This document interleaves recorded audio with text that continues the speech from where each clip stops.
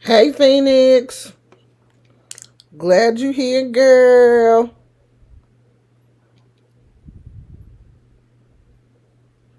What's going on?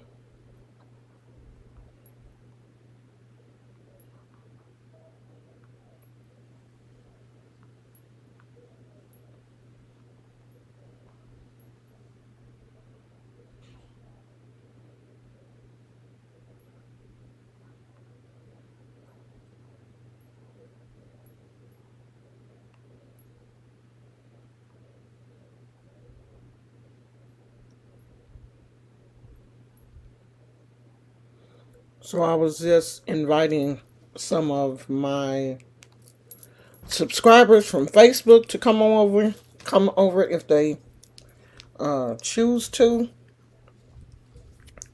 I think I may start. I don't know, child. I keep saying what I'm gonna do, and I don't be doing that shit. Cause when it come time to do it, if I don't want to do it, I ain't gonna do it. So I ain't even gonna say I'm gonna do that, cause I probably ain't gonna do the shit. I'm probably just gonna do it here. I ain't even gonna lie and be like, I'm gonna start going live on Facebook. No, I'm not. I ain't gonna do that. I'm trying to scooch y'all back. So, how far back can I go? Hold on. Oh, the only thing back there is a pencil. Pen. Scooch y'all back a little bit. Not too far back, because I do need to be able to. There you go, because I want you to see my beautiful crystal fluorite.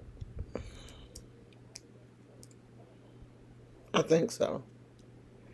I think this is a piece of fluorite. It's some junk. I've been in a research tunnel for a few days. That's where I am right now. I am definitely in um research mode right now. Because I'm going from Lukumi to Ifa, and I don't want to jump into Ifa like I jumped into Lukumi. Not really. I'm not going to say I wasn't really sure of what I wanted to do, but I wasn't really sure of what the difference was. So this time I'm doing a lot more research. And the person that I really wanted to um, get to know and, visit her house has cancer. And she is in the hospital right now. I didn't even know that she lived that close to me. Like, she lives really, really close to me. But she is in the hospital. And you know how you like somebody's post on Instagram, they like yours, you leave little small comments, but you've never met the person in person. And then you find out, like, oh my God, this person only lives up the street from me. But you don't want to visit them in the hospital because you don't know them like that. So, um, I'm just, really praying that, and I don't want it to be selfish. Like, I'm praying that she is okay so that she can, help me. But, like, I'm legit praying that she's okay because I know that cancer is, a very difficult disease to battle. One of the ladies that I watch on TikTok, she is one of the, like, TikTok tutorial people. Um, she has cancer in her eyes, I think. But anyway, it is affecting her vision. And so she is going through radiation treatment. They're doing radiation first. And I guess they're going to do chemo.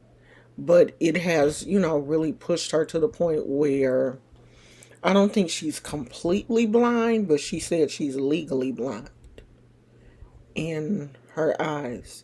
And she need her eyes because she does the TikTok tutorials. Like she teaches you how to do all of the new stuff that comes out on TikTok. She teach you how to do it, even though she be saying it so fast.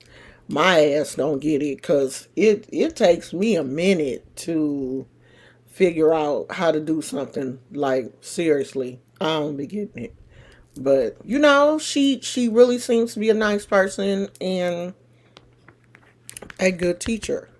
So I purchased the book um last week before last. So it took about a week to get here, or maybe less. And so this is the cover. It's a small book. How many pages is it? 27. Well, 28 considering the last pages. That's the references. So it's 28 pages, written by Obafemi, who is a Ifa Babalao.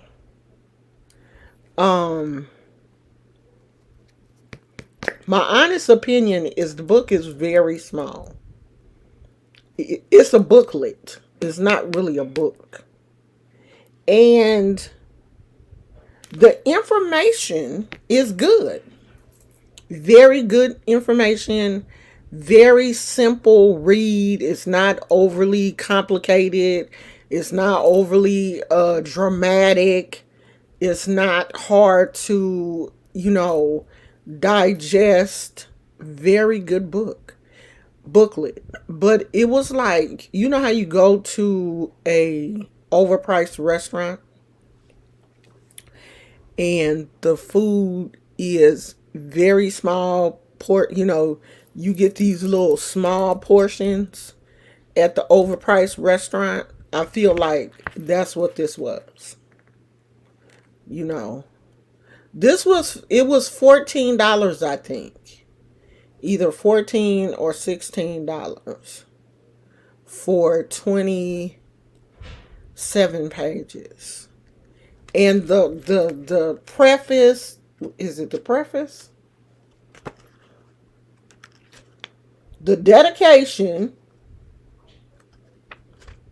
there's a page of contents. Okay, so acknowledgments, forward, preface, and introduction was half of the book. That's half of the book right there. And you're not even getting to the meat of the book. That's legit half of the book. This is all that. The preface and all of that. This the rest of the book right here. So it was going to a high price restaurant, getting decent food. Like the food was good. You don't have a problem with the food. It just wasn't enough food. Like you wanted more. It's not a scam. I'm not going to say it's a scam because the information, some of the points that he brought out in the book were things that I did not know about Ifa. So it's good information. It's just not enough. I just wish it had been a little bit more, like I want to get full when I buy a book. But see, I'm a book person. When I buy a book, I want all of the information. I don't want to have to buy this book and then turn around. Now this one already cost me $14. I don't want to have to turn around and buy the next one and the next one and the next one and the next one. Just give me all of that stuff. Charge me a good 20 some odd dollars and give me all the information I need. But I know life is not like that. And These books are written in stages, and all of this kind of stuff. So, like, I was talking to my husband, and my husband was like, well, just get the next one. If this is information that you really want, just keep going. Don't let the price stop you from getting the information, especially if the information was beneficial to you. So maybe the next book you'll get more information. You will be able, and I think that's his thing. He wants to start you out small, and then you just keep building on that foundation. Start you off with a nice little solid foundation, and then you build on that, which does make sense. But to the consumer, that can be a little pricey. You know what I mean? Like, if to the person, like, you go to Ruth Chris Steakhouse, you're gonna pay $50 for the steak. And then you have to the rest of the meal is extra. Like the side dishes. When you go to these expensive steakhouses, it's not just one meal and you pay one price for everything. You gonna pay 50 for the steak by itself, depending on which steak you want. That's the starting price, is 50. Bigger steaks, of course, they're going to be more, because I think they have a tomahawk, and the steak alone, I think, is like $75 or $100 or something. And then you have to pay for the side dishes. If you want a good steak, if you want to be able to cut the steak with a butter knife, you have to go someplace like that. Now, if you don't care about the quality of your steak, then you can go to Sizzler or Outback and get you a whole dinner, the whole shebang, for $50 or $60. But the steak gonna be tough. And it's gonna come out cooked however the person in the back is cooking it. Because they don't care. It's a cheap cut of meat anyway. And I think that's how this is. He knows that his information is good.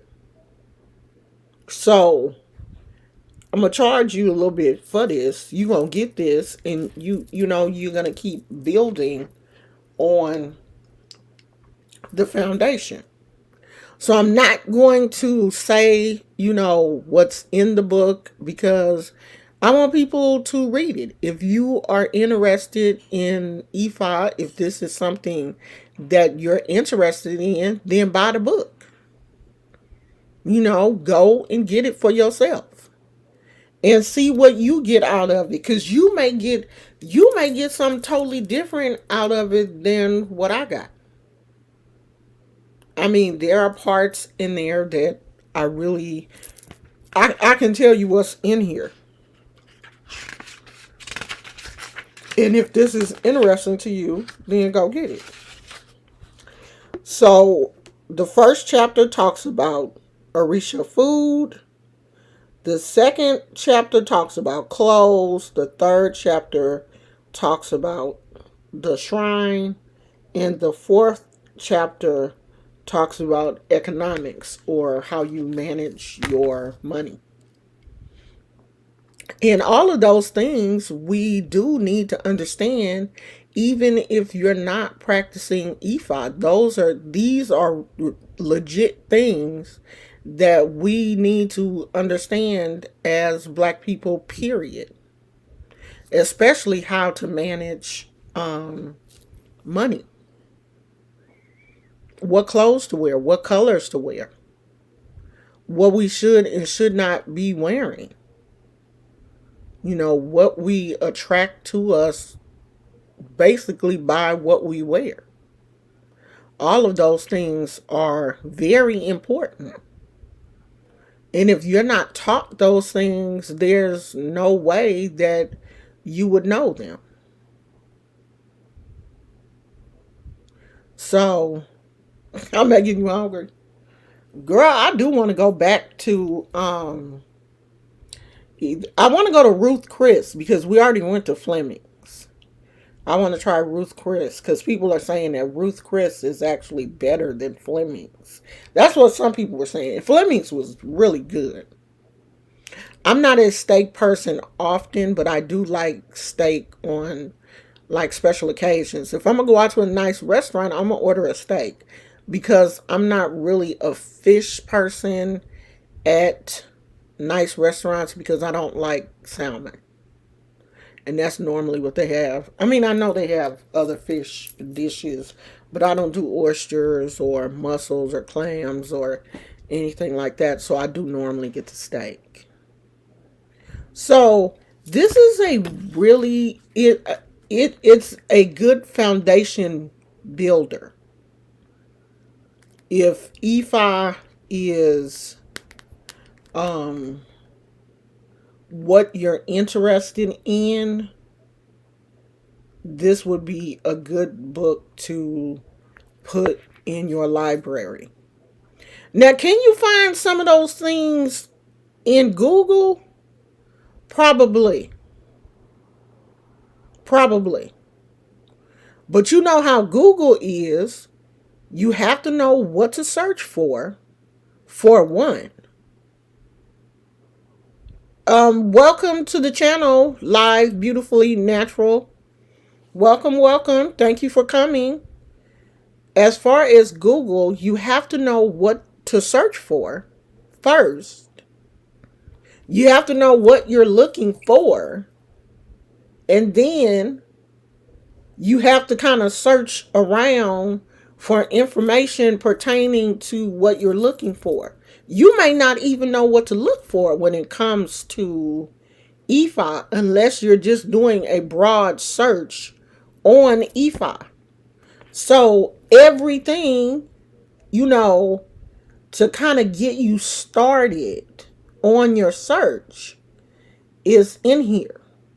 So you can take what's in here and build on it.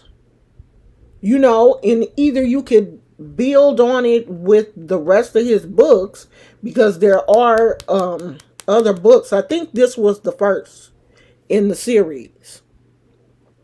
So you can take this and build on it with the rest of his books, or you can take this and build on it through your Google search. This means home and family, which is very important in the African tradition. Like we don't even, as African Americans, we don't even understand how important African people, and when I say African people, I mean African people living in Africa, how important the family compound is to them. Because we don't have that here. Here in America, you could have family everywhere. I'm in California. I have family in Louisiana, in Texas, in Arkansas. We got LA, family everywhere. And it's different for a lot of the African people. If they have a compound in Nigeria, then that's where they live. That's where they grow up. They farm, they trade, the women make, clothes, dye material, whatever. They're doing it in their family compound. We don't have that here. We don't, for one, we don't have that type of land. A lot of the families, when the kids grow up, they leave and and do their own thing. We don't have space for them to live on a compound and grow up together, and children be trained the way they do in Africa. So he talks about the family, growing up together and living together and that type of thing. So it's important. A lot of the things that he talked about in the book are very important things that we have as people had to stray away from because our life and culture changed so much when we came to America. The traditions were different here in America than they are in Africa. We're living a much faster paced life and just a totally different life than African people are still. Of course, there's the city. Some cities are bustling in Africa and can be just like a city that you live in, but there are still, people who farm and, make clothes and that type of thing, which is different than, what we do here in America. I would consider that a much more simpler life. They don't care about what the housewives are driving or, who slapped who or who cussed out who. They don't care about all of that. They are too busy, taking care of their families, making sure that their families have generational wealth, making sure that they have something to pass down to their families, making sure that they teach their children a trade. If, the family has a specific trade in their bloodline, they're making sure that the children are taught that trade. And, like, we don't do that. We don't do that. We basically send our kids to school and we expect the school to teach them everything. And then after we send them to, they make it to high school, we still, send them off to college and expect everyone to educate our children but ourselves. And if we're sending them to school to get a trade or, to get a secondary degree, who is teaching them spiritually? Because they're not receiving any of that spiritual knowledge at school.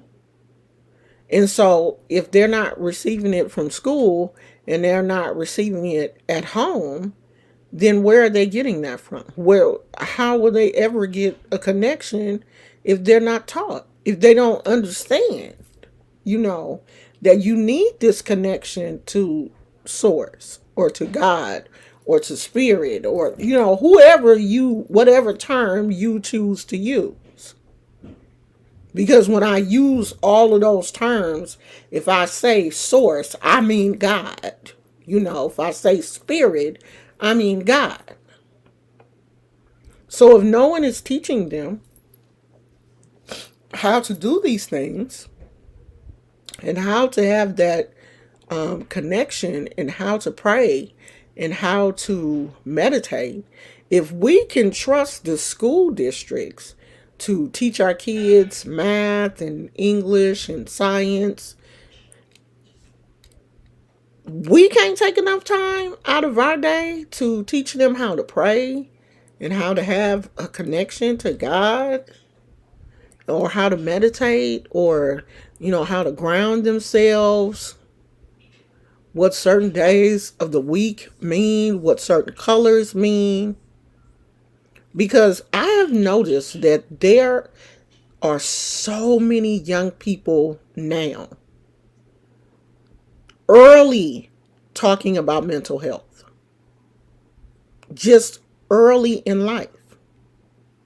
One of the young men that I watch on YouTube recently was gone from YouTube for like 9 months. And he is like a commentary channel. He was gone for 9 months. He didn't post anything on social media because he said he was having problems with his mental health. And a lot of these mental health problems are because these kids, they're so scattered. They don't have a connection to source. They don't have a connection to spirit. They don't know how to pray. They don't know how to ground themselves. They don't know how to meditate. So when things come up in their lives to frustrate them, the only thing that they can do is be like, oh my God, I'm so depressed. I don't know what to do with myself. So I'm just so frazzled. And they can't get over it because they don't know how. They don't know what to do. They don't have the ability to put down that cloak of depression because once they put it on, they don't know how to get it off. And the majority of them are not even living close to stressful lives that we have had to endure. I was a single parent with 2 kids and no car at one point. Having to get up in the morning at 5 a.m. to catch 2 buses, one to the daycare, and then 3 buses, one to the daycare, one to the downtown area, and then another one to my job. So that was 6 bus rides I would take a day with 2 small children, a 1-year-old and a 3-year-old. I would put one in the carrier and the other one, sometime I would have to have him on my hip. But I couldn't say I was depressed. Because if I was depressed, we wouldn't eat. So I had to just keep going.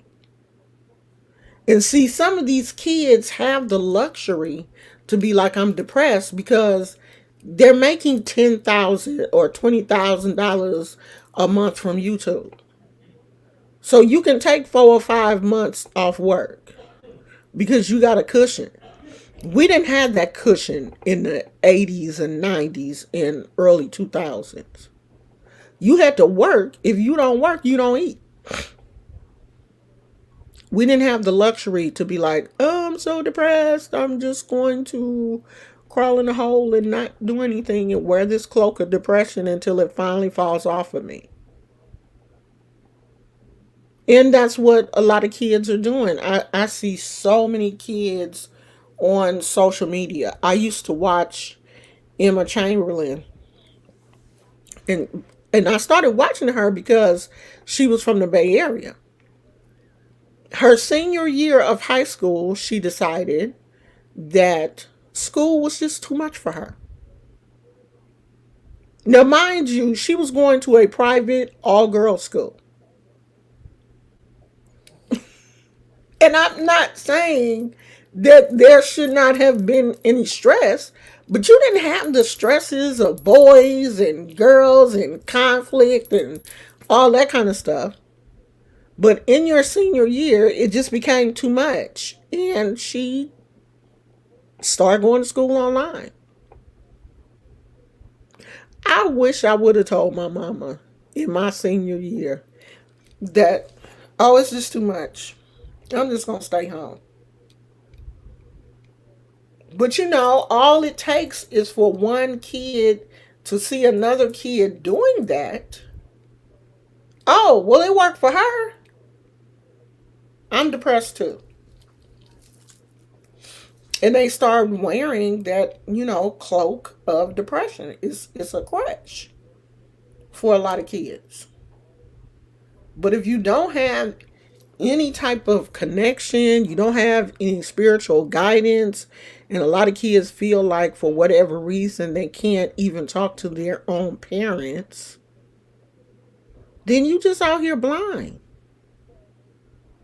You just running around basically blind. And I think, a lot of, especially kids who grow up with parents who practice Ifa, they don't come here blind. Because from day one, they are being introduced to Ifa, they're being introduced to, the Orishas, they are practicing weekly, daily. They're learning the prayers early. They're learning the songs early. They have a better connection because it becomes routine for them. So when the slightest thing happens, they're not thrown off their square. Because if every time the wind blows, you're going to be thrown around, you're not connected to anything. You're not rooted. And that's what we have to be constantly doing. Constantly connecting ourselves to the source. So every time the wind blows, you don't get discombobulated. When we put on our wigs, we make sure we stick the comb in, we put bobby pins in and everything. Because I don't want to go outside and the wind blow and I lose my $20 ponytail. Like my ponytail just rolling down the street because I didn't secure it to my head.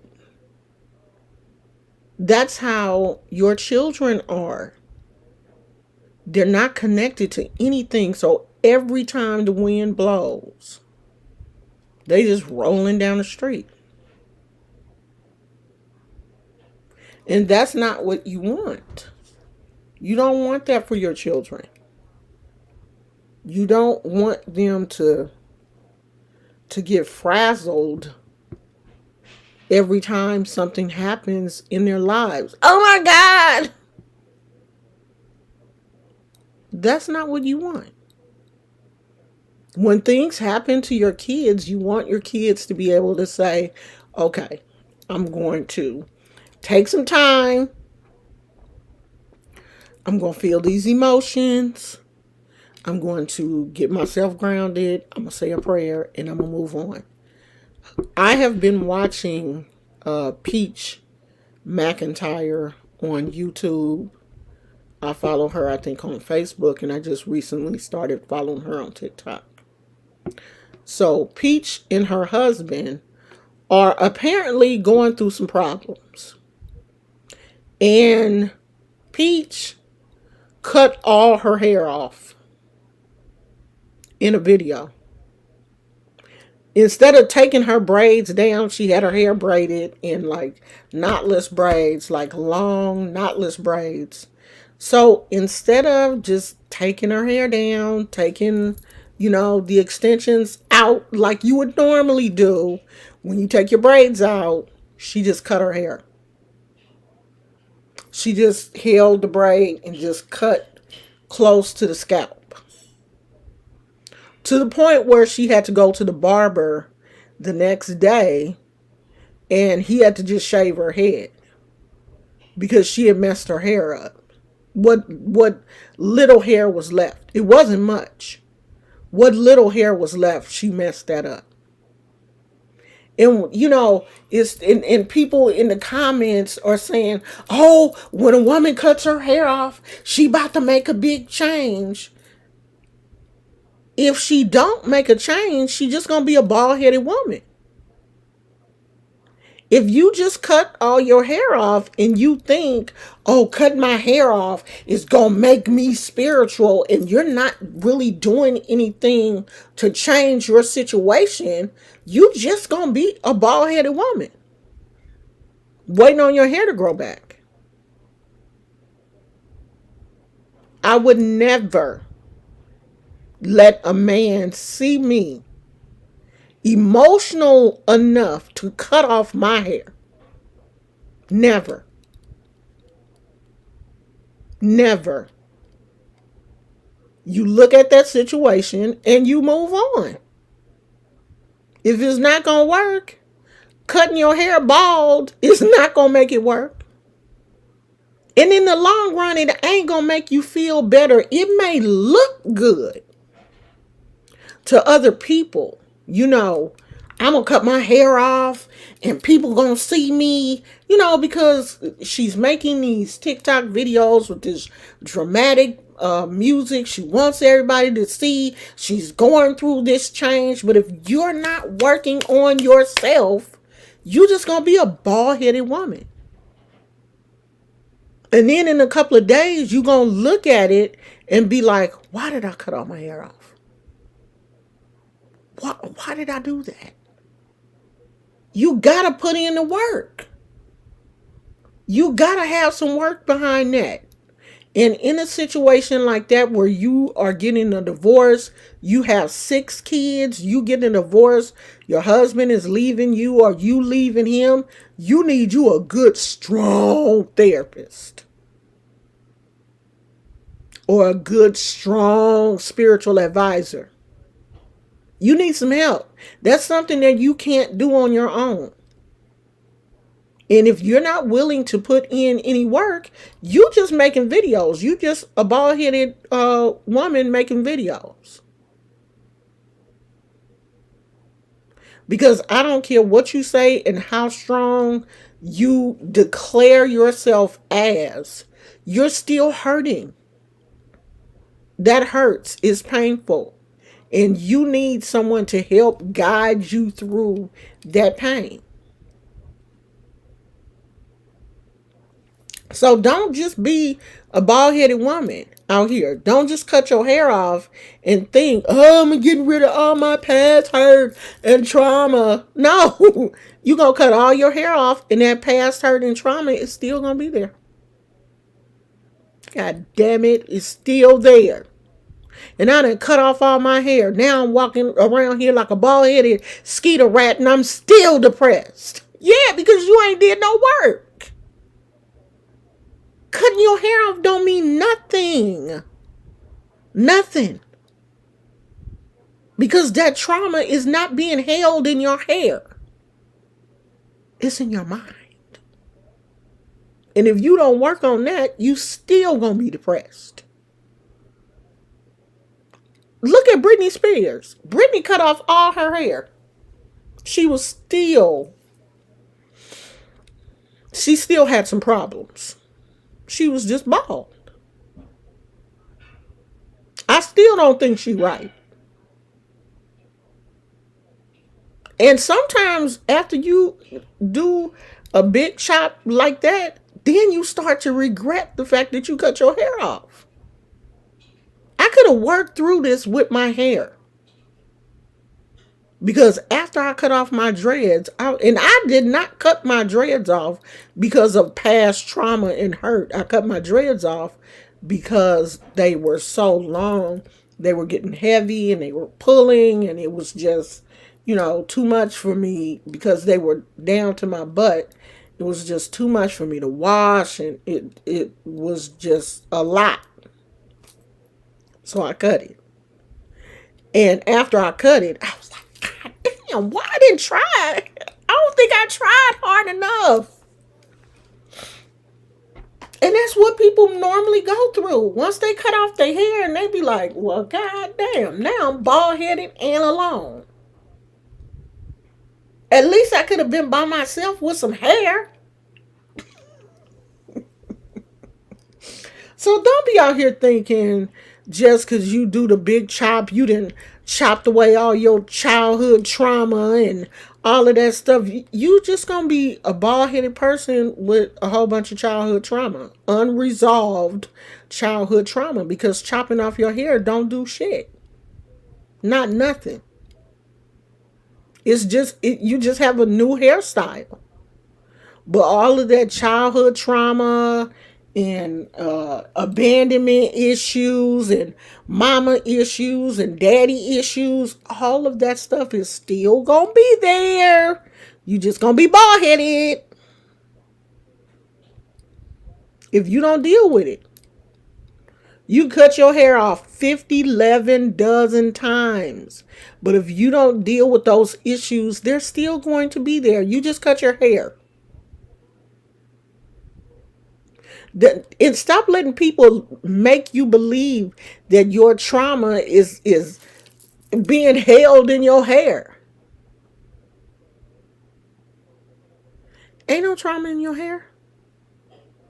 Ain't nothing being held in your hair but grease and dandruff and hair skin follicles and normal stuff that we get on our skin. Because why does only your hair hold trauma? Why your arms don't hold it, or your legs, or your feet? Why they don't hold trauma? Just your hair follicles? Y'all pay attention to some of the stuff that you believe.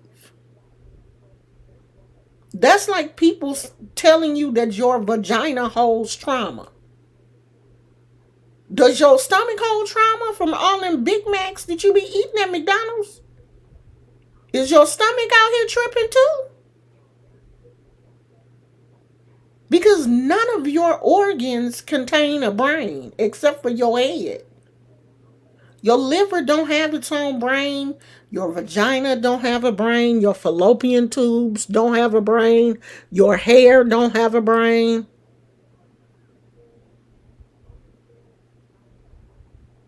So you can't say that trauma is being stored in one place. The trauma is being stored in your brain where all of your other emotions are being stored. Now, do they affect other parts of your body? Of course, they affect your digestive system, which then can affect your metabolism. Yes, there are effects. But those emotions are not stored in your hair. They're not stored in your vagina. I don't know why I whispered that word like it's a bad word.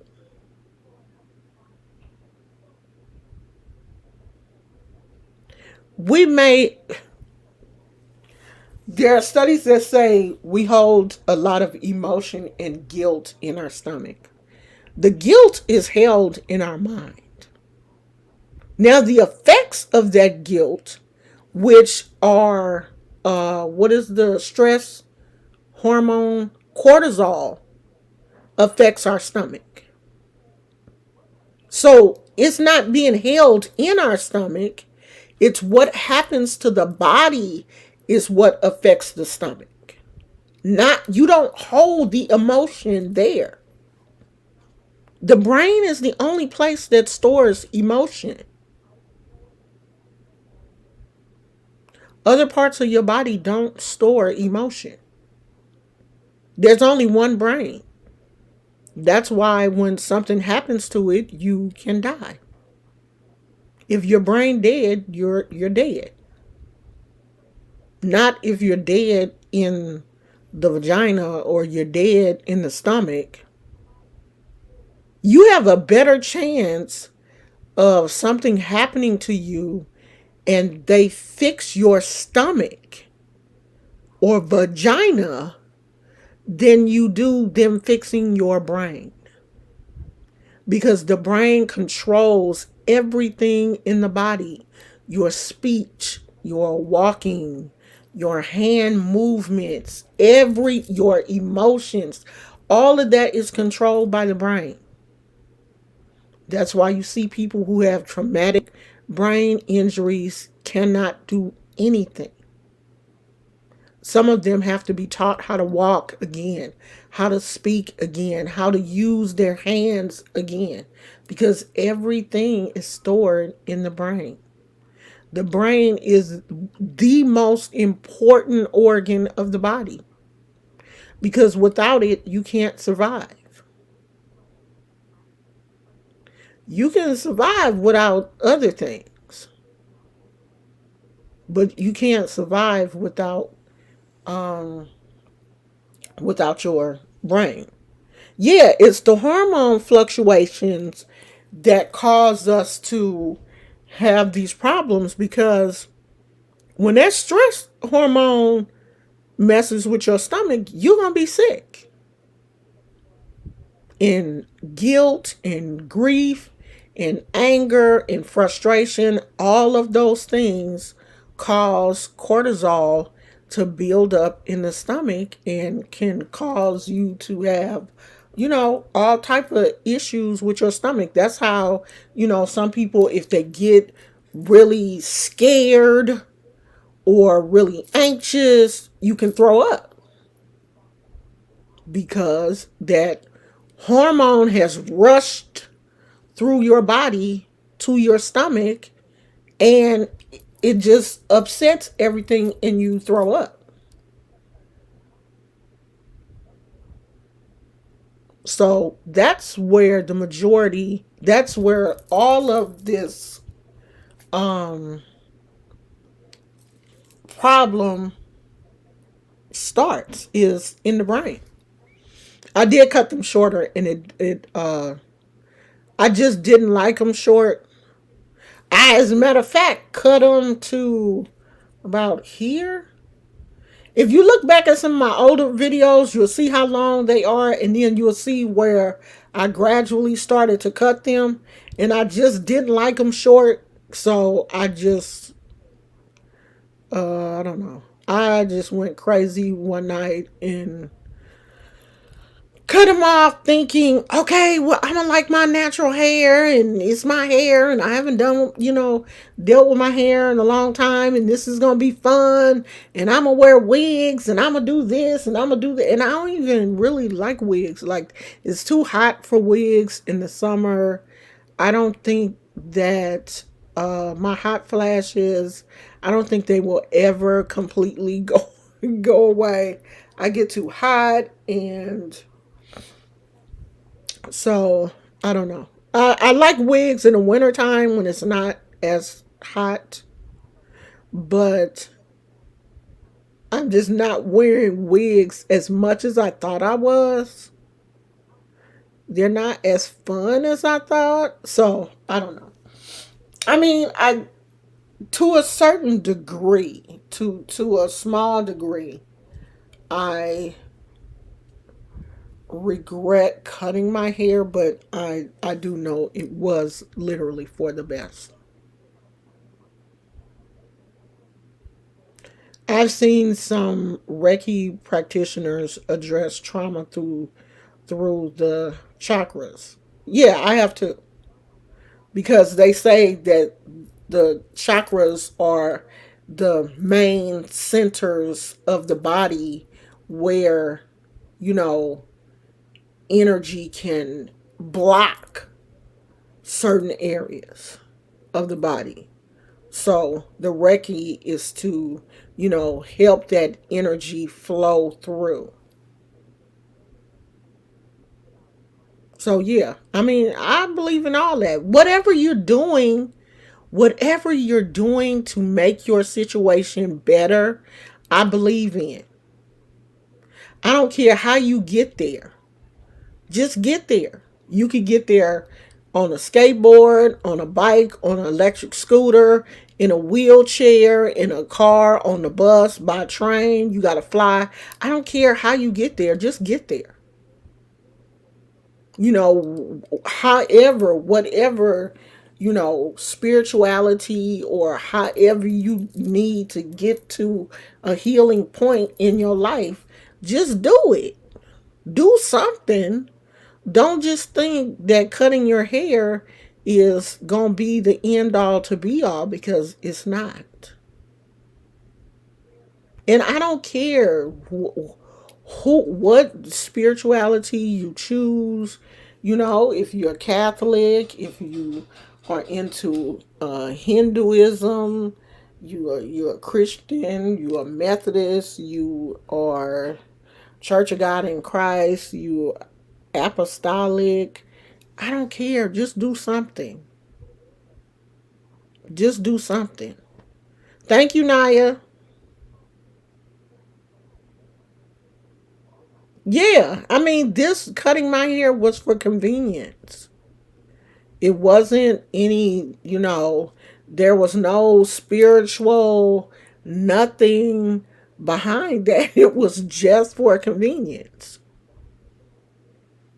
It didn't change my life in any way. As a matter of fact, it made things worse because natural hair takes a lot of work. It takes a lot of work. It takes a lot of products. You gotta, cause my hair is so thick, coily, and kinky and shrinky.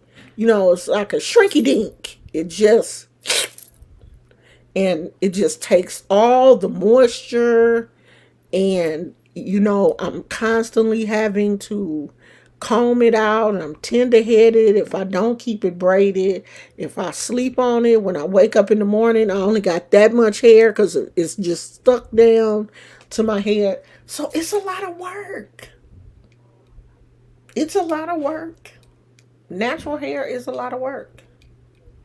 I mean, just getting up in the morning and putting on this ponytail, I got to use gel. I got to use one gel to get it wet enough to brush it, then another gel to hold it down, then an edge control. I got to use two different brushes. It's a lot. God damn it. It's a lot. And then, because I ain't dyed my hair in a long time, I got to use this little brown stuff to put on there to make my hair look brown so to match the ponytail. It's a lot of goddamn work. So it's not easy. It's not, I can't just go to bed and wake up the next morning. Now I really have to allot time for me to do my hair. When I had my dreads, I could just throw it up in a bun or whatever and I'm ready to go. But now I legitimately have to allot some time specifically for my hair. Unless my hair is in twisties. If it's in twisties, then the only thing I have to do is just spray some leave-in conditioner and I'm out the door. But if it's something like this, or if I got to put on a wig, or something, I have to allot some time for specifically for my hair. Oh yeah. Thank you, Pamela. Oh yeah. My hair has definitely changed since it's basically all gray because my hair is softer and it seems to be more flyaway-ish, if that makes sense, because it's like the gray hairs and the black hairs don't seem like they really want to mingle with each other. Like the gray hairs are a little standoffish and they're not as tightly coiled as the black hairs. So I don't know, it's just a mess. So yeah, it has taken some getting used to. Plus, I really haven't figured out yet what products my hair likes because it don't seem like my hair really likes anything. I haven't found a product yet that I can really say, oh, I can just use this and I don't have to use anything with that for my hair. I haven't found that yet. So it's a lot. But I'll tell you this, I'm not going to cut my hair. I'm just going to deal with it. Thank you, Pamela. I really appreciate you, sweetie. But that's It's just something that I'm dealing with. And, there are days when I enjoy it. Like when I take down my twisties and my hair is curly. And, I'm thinking it's looking cute and stuff, even though it's only going to last for like 2 days. But that 2 days, I enjoy it. It's just the days like when I wash it and I really got to comb through it real good and I'm tender headed and I don't really want to comb it. It's only those days that I get like irritated. And the days when it's not curling up the way, like the curls are not as defined as I want them to be. Like I was talking to my granddaughter one day, and my granddaughter is biracial. She is black and Filipino. So her hair is similar to this ponytail. This is I think her curls are a little tighter than this. But, her hair is naturally curly. And, I was doing my hair in the bathroom and she came in here and she was like, "Oh, I like your little curls."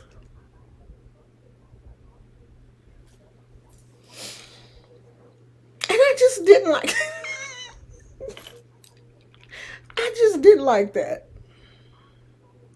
Because, when your hair is just not like you legit think your hair is going to do a certain thing and it ain't doing what you want it to do, you want it to do something else. But your hair is like, I can't do that. I can't do that. Then your feelings get hurt. That's me. I'm still really accepting. I'm thinking that I really thought when I cut my hair is going to look like it used to look when I was younger, when it was really wavy. Just, it seemed like I just had a different texture of hair that I have now since I've been dealing with hypothyroidism. I do have an autoimmune disease, and I know all of those things affect your hair texture, your age, your hormones, if you have any diseases, if you take any medication.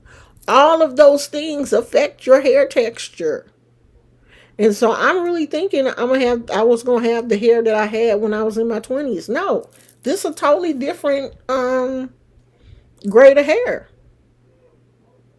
And so I just have to get used to it. And I am. Oh, that's okay, Pamela. It's going to you'll be able to watch it later, the replay, if you want to. I appreciate you, sweetie. I really want you to join the channel so that you can get some one-on-one attention from me. Oh, if you're not a member of the channel, join the channel. If you want to have a one-on-one session with me monthly, join the channel. That gives you a 30-minute session with me, just me and you, not on YouTube. Just me and you talking on the phone, FaceTime, however you want to do that. You get one session a month with me. We can talk about whatever. If you don't want to talk about spirituality, it's fine. If you want to talk about your cat, we can sit on the phone for 30 minutes and talk about your cat. Okay? We can talk about whatever is, going on with you. You get one session a month for 30 minutes. And you get one card reading a month. So if you want your session to be a full blown reading, you can get that. Or if you just want to talk, you can do that. So if that sounds good to you, push that join button and join the channel and become a full-fledged member of the channel. And you receive a package. Don't say nothing, Phoenix. Don't open your mouth. You receive, you receive a package from me, a surprise package. There is a, there will definitely be, this is in everybody's package. So I can tell you this. You will receive a bracelet, a Oshun bracelet. Yours won't have a B because I'm the queen. So I'm the only one with um, the B. You're a queen in your own right, but I'm Oshun. So everyone receives an Oshun bracelet to wear or keep as a keepsake. And then whatever else you get in your surprise package is a surprise. Everybody's is different. So you're not going to get the same thing that I sent Tina or Kay or whoever else, Moth Mama. There are some people that already received theirs. So you're not going to get the same thing that they got. You're going to get what Spirit leads me to give you. Okay? So it's not on my iPad. Yeah, that's the. Okay. I'm going to figure that out. Because there is a way to put the link. I have to figure out how to do that. There's a way to put the link in the, I think in the About section or something. So I'll research that today and try to get it up because you can't see the join button with Apple products yet. I think they're going to fix it this year though. But right now, you can only see the join button with Android. So I'm going to try to figure out how to put the link in there. I'm going to look for it today, for real, for real. And try to put it up there.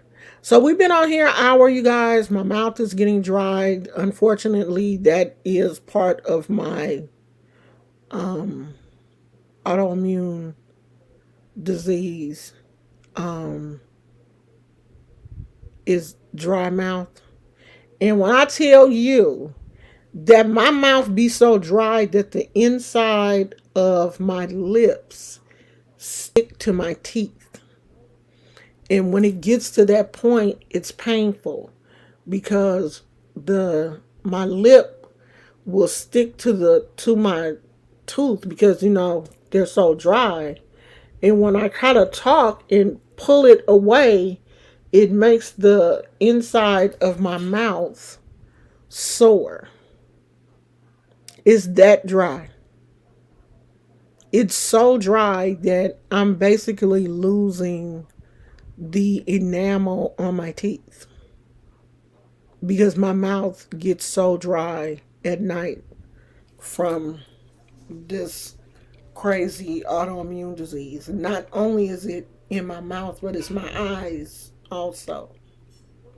So that's one of the reasons why I don't like to stay on for too long because my mouth gets dry and my lip will. Who is that?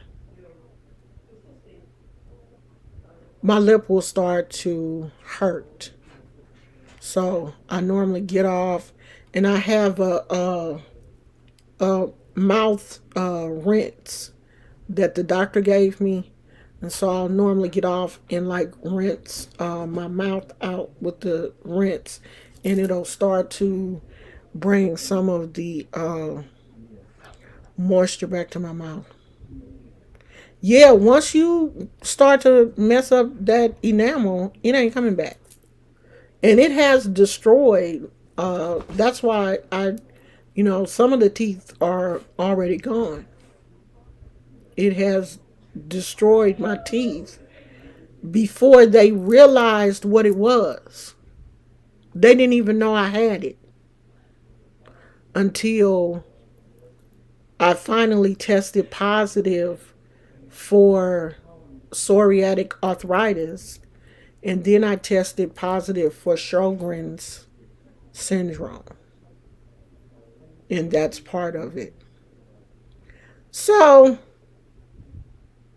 when I tell you guys I don't like to be here for more than an hour, that's why. It's not like, oh my God, she always want to hurry up and hang up. No, I want to hurry up and go because my mouth done start hurting. I know y'all don't want me in pain. I'm not just leaving because, I don't want to be here. Like, yeah, I would stay. I mean, on days when it don't bother me, it don't bother me all the time. But certain days it does. Like today it is. So on days when it's bothering me, I, try to get to the point where it's bothering me and then leave. So I'm going to go. I love you guys. We are going to stay on this Ifa journey. Okay? We're going to stick with this. We're going to dig deeper into the origins of Ifa and everything. We gonna cover this. We gonna talk about the difference between Ifa and Santeria. We're going to start going deeper into some of the Orisha and everything. So this the path we on, and either you gonna ride this with me or you're not. But that's where we at right now. Now, of course, I'm gonna sprinkle in some other stuff, in there too. But this is where we are right now because this is the path that I'm on. So I love you guys, girl. We ain't gonna never run out of yerba material. We're never gonna run out of Ifa material because it's so much history and culture and language and food and clothes is so, and Orisha and stories and patakis and all kind of stuff. So we're not gonna run out of information. Okay? So I love you guys. I appreciate you all. Thank you so much. Pamela Lee, I appreciate you, sweetie. I'm going to try to get that link for you. Oh, the Wi-Fi tripping. And I'll see you guys tomorrow, okay? I love you. Bye.